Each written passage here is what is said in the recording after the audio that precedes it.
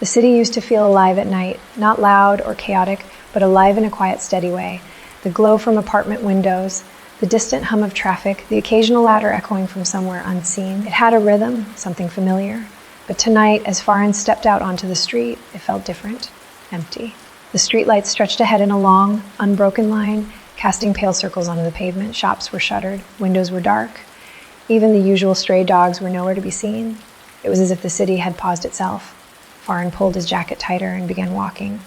He didn't have a destination. He rarely did on nights like this. Walking had become a habit, something he turned to when his apartment felt too quiet, when the walls seemed to close in with thoughts he didn't want to face. His footsteps echoed softly as he moved down the road, each step feeling louder than it should, as if the silence was amplifying everything. He passed by a closed bakery, its glass window reflecting his own figure back at him. For a moment, he slowed down. There was something strange about seeing yourself in a place that felt abandoned, like you didn't quite belong there either. He studied his reflection briefly, then looked away and kept moving. A flickering streetlight buzzed overhead as he turned into a narrower lane. This part of the city was older, cracked walls, faded paint, balconies that leaned just a little too far out. During the day, it was busy, crowded, alive with voices. Now it felt like a memory. Farin remembered when he used to walk these streets with someone else.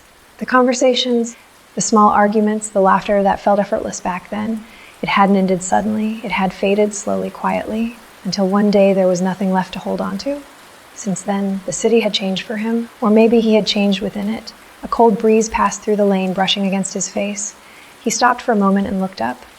The sky was clear, scattered with faint stars barely visible against the city's dim glow. For once, he let the silence stay. He didn't reach for his phone. He didn't try to distract himself. Further ahead, he noticed a small tea stall, closed like everything else, but a single light still glowed inside. It cast a soft warmth onto the empty street. Farin walked toward it, standing there for a moment as if expecting someone to appear. No one did, but something about that light, small, steady, unnoticed, felt comforting. He took a deep breath and exhaled slowly. Maybe the emptiness wasn't something to run from. Maybe it was something to walk through, one quiet step at a time. Farin turned and began heading back, his pace a little slower now, but steadier. The streets were still empty, the silence unchanged, but it didn't feel as heavy anymore. And as he walked through the quiet city, alone but no longer uneasy, it felt like, for the first time in a long while, he was exactly where he needed to be.